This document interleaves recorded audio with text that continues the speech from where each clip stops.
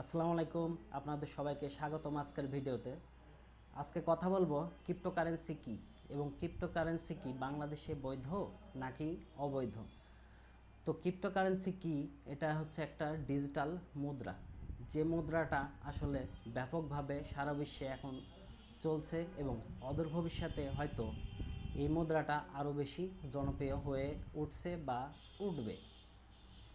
তো এই ডিজিটাল যে মুদ্রাটা, এই মুদ্রাটা আসলে অনলাইনের মাধ্যমেই ট্রান্সফার করা সম্ভব একজনের কাছ থেকে আরেকজনের কাছে, কিংবা সারা বিশ্বেই এই মুদ্রাটা দিয়ে আসলে বিভিন্ন কিছু বেচা কেনা যে বিষয়টা, এটাও এখন হয়ে উঠছে। এটা অনলাইনের মাধ্যমেই অনলাইনেই থাকে এবং অনলাইনের মাধ্যমেই একজনের কাছ থেকে আরেকজনের কাছে এই মুদ্রাটা চলে যায়।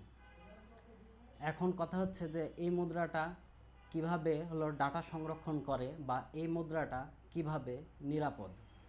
এই মুদ্রাটার একটা বিশেষ যে বৈশিষ্ট্য, এটা যদি আপনাদের বলি, তো এই মুদ্রার বিশেষ বৈশিষ্ট্য হচ্ছে ব্লকচেইনের মাধ্যমে এই মুদ্রাটা হস্তান্তর করা হয় বা একজনের কাছ থেকে আরেকজনের কাছে যায়।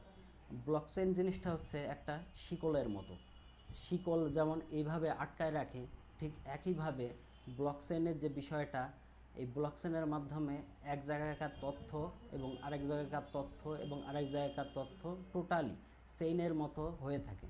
অর্থাৎ আমি যদি আরেকটু উদাহরণ দিয়ে আপনাদের বোঝাই দিই, আমি যদি একটা খাতাতে অনেক কিছু লিখি এবং এই খাতাটা যদি ফটোকপির মাধ্যমে লক্ষ লক্ষ কপি করে ফেলি এবং এটা যদি ছড়াই দিই, এটা কিন্তু মানে আমার মূল খাতায় যেরকম আছে ঠিক একইভাবে সকল খাতায় কিন্তু কপি থেকে যাচ্ছে। তো ব্লকচেইনের মাধ্যমে ক্রিপ্টোকারেন্সির যে বিষয়টা, এটা হচ্ছে সকল কিছুর রেকর্ড ব্লকচেইনে থেকে যায় এবং একজনের মাধ্যমে থেকে আরেকজনের মাধ্যমে এই টাকাটা হস্তান্তর হয়। এখন এই ব্লকচেইনের ক্ষতির যে বিষয়টা, সেটা হচ্ছে অনেক সময় নিজের যে আইডেন্টিটি, অর্থাৎ আমার যে মানে নাম বা ঠিকানা, এই সব কিছু বদলে দিয়ে অ্যাকাউন্ট খুলে সেই মাধ্যমে আসলে টাকাটা ট্রান্সফার করা যায়, যে কারণে এই ক্রিপ্টোকারেন্সির মাধ্যমে ব্যাপকভাবে মানি লন্ডারিং বা বিদেশে যে অর্থ পাচারের বিষয়টা, এটাও আসলে হওয়া সম্ভব। বাংলাদেশে ক্রিপ্টোকারেন্সি আসলে বৈধ নাকি অবৈধ? বাংলাদেশ ব্যাংক অনেক আগে থেকেই সতর্কতা করে যাচ্ছে যে এই ক্রিপ্টোকারেন্সি ব্যবহার করা যাবে না। যদি ক্রিপ্টোকারেন্সি ব্যবহার করা হয়, এটা আইনগতভাবে বৈধ না, বা আমরা বাংলাদেশ ব্যাংক এটাকে বৈধতা দিচ্ছি না। তারপরেও যদি আপনারা গুগলে সার্চ দেন, তাহলে অবশ্যই দেখবেন বাংলাদেশে অসংখ্য মানুষ ক্রিপ্টোকারেন্সি ব্যবহার করছে। ক্রিপ্টোকারেন্সি ব্যবহারের যে সুফল আছে, সেটা হচ্ছে যে এটাকে কোনো কেন্দ্রীয় ব্যাংক কিংবা কোনো সরকার নিয়ন্ত্রণ করে না। আবার অসুবিধার দিকটাও হচ্ছে, কোনো সরকার বা ব্যাংক নিয়ন্ত্রণ না করার কারণে এটার মাধ্যমে ব্যাপকভাবে মানি লন্ডারিং বা অর্থ যে পাচার হওয়ার বিষয়টা, এটাও হতে পারে। তো এইখানে বাংলাদেশ ব্যাংক যেটা করতে চাচ্ছে বা মানে যেটা অদূর ভবিষ্যতে করার পরিকল্পনা নিচ্ছে, সেটা হচ্ছে যে আগে যথেষ্ট নিরাপত্তা বলয় তৈরি করা।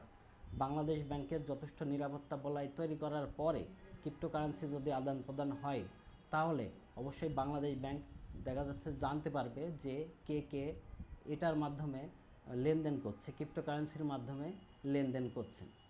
তো ওটা না হওয়া পর্যন্ত আসলে বাংলাদেশে যদি ক্রিপ্টোকারেন্সি চালু হয়, তাহলে এটা দিয়ে ব্যাপক পরিমাণ অর্থ পাচারের যে বিষয়টা, এটা হওয়ার সম্ভাবনা অনেক বেশি থাকবে বলেই বাংলাদেশ ব্যাংক বারবারই সতর্কতার যে বিষয়টা, এটা করতে আছে।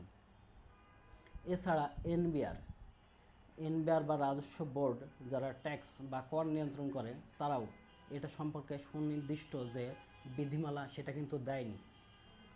যে কারণে আপনি ডাইরেক্ট বলতে পারবেন না আমি ক্রিপ্টোকারেন্সি আয় করেছি এবং আমি আমার ট্যাক্স ফাইল বা রিটার্নে এই ক্রিপ্টোকারেন্সিটা দেখাবো, এটা আপনি কখনোই আইনগতভাবে বলতে পারবেন না। এখন কথা হচ্ছে, বাংলাদেশ ছাড়া অন্য যে দেশগুলো আছে এশিয়ার, তারা কি ক্রিপ্টোকারেন্সি ব্যবহার করছে বা অনুমতি দিয়েছে বা অনুমতি দিবে? তো যদি আপনাকে ইন্ডিয়া পাকিস্তানের কথা বলি, তাহলে ওই দেশগুলা কিন্তু ক্রিপ্টোকারেন্সিকে অলরেডি বৈধতার যে পর্যায়, সেটা কিন্তু নিয়ে আসছে। এবং তাদের সুরক্ষা যে বলয়টা, তাদের কেন্দ্রীয় যে ব্যাংক, মানে আমাদের যেমন বাংলাদেশ ব্যাংক, তাদের এরকম কেন্দ্রীয় যে ব্যাংক, তাদের নিয়ন্ত্রক যে সংস্থা, তারা কিন্তু যথেষ্ট সক্রিয় হতে পেরেছে, যে কারণে তারা ক্রিপ্টোকারেন্সির ব্যবহারটাকে যথেষ্ট বৈধতায় এনেছে এবং ক্রিপ্টোকারেন্সির মাধ্যমে যারা টাকা আয় করছে তাদেরকে কিন্তু করের আওতায় আনা হয়েছে, যার ফলে ইন্ডিয়া, পাকিস্তান সহ এশিয়ার অনেক দেশই ক্রিপ্টোকারেন্সির মাধ্যমে যারা আয় করে তাদেরকে ট্যাক্স দিতে বলা হচ্ছে এবং ট্যাক্স রিটার্নে ওইভাবেই শো করতে বলা হচ্ছে।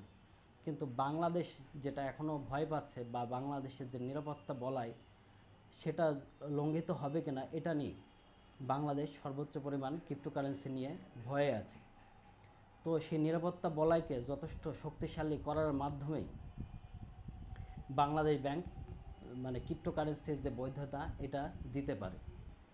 এছাড়াও এনবিআর যখন হচ্ছে নিরাপত্তা বলয়টা সঠিকভাবে কাজ করবে, তখনই এনবিআর বা রাজস্ব বোর্ড ক্রিপ্টোকারেন্সির হয়তো বৈধতা দিয়ে যাবে। তো ক্রিপ্টোকারেন্সির যেটা হলো মূল সুবিধা এবং অসুবিধা, মূল সুবিধা হচ্ছে এটা হচ্ছে মিনিটেই আদান প্রদান করা যায় বিশ্বের এক দেশ থেকে আরেক দেশে, কোনো প্রকার নিয়ন্ত্রক বা সংস্থা থাকে না। এবং ক্ষতির যেটা দিক সেটা হচ্ছে যে এটাকে মানে সরকার কিংবা হলো কেন্দ্রীয় ব্যাংককে জানানোর প্রয়োজন নেই যে আমি ক্রিপ্টোকারেন্সি ব্যবহার করছি। তো এই হচ্ছে ক্রিপ্টোকারেন্সির বিষয়ে সামগ্রিক আলোচনা। সামনের দিনে ক্রিপ্টোকারেন্সি হয়তো পুরা বিশ্বে রাজত্ব করবে এবং যথেষ্ট নিরাপত্তা বলয় প্রত্যেকটা দেশই সৃষ্টি করতে সক্ষম হবে বলে আমি আশাবাদী। এখন অনেক ক্রিপ্টোকারেন্সির যে মুদ্রা, এটা সারা বিশ্বেই চলছে, তার মধ্যে বিটকয়েন অন্যতম। এছাড়াও অনেক ক্রিপ্টোকারেন্সি এটা মানে এখন হচ্ছে তৈরি হয়েছে বা প্রচলিত হয়ে যাচ্ছে। তো এই ক্রিপ্টোকারেন্সির বা ডিজিটাল মুদ্রা, এটার মাধ্যমেই আসলে অনেক কিছু করা সম্ভব এক দেশ থেকে আরেক দেশে কিংবা এক জায়গা থেকে আরেক জায়গায়। কিন্তু এটার ক্ষেত্রে যথেষ্ট সতর্কতাও প্রয়োজন, যে কারণে ক্রিপ্টোকারেন্সিকে আসলে সরকার এখন পর্যন্ত, বাংলাদেশ সরকার বৈধতার পর্যায়ে আনেনি, তবে অদূর ভবিষ্যতে হয়তো আনতেও পারে। তো আজকে আমার যে আলোচনা ছিল ক্রিপ্টোকারেন্সি কী এবং ক্রিপ্টোকারেন্সির সুবিধা অসুবিধা, এটা আপনাদের কেমন লাগবে বা কেমন লাগলো এটা অবশ্যই আমাকে কমেন্টে জানাবেন। ভালো থাকবেন, সুস্থ থাকবেন, সুন্দর থাকবেন।